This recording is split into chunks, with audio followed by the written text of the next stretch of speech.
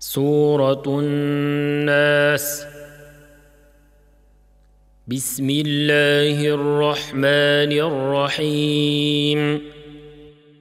قل أعوذ برب الناس ملك الناس إله الناس من شر الوسواس الخناس الذي يوسوس في صدور الناس من الجنة والناس.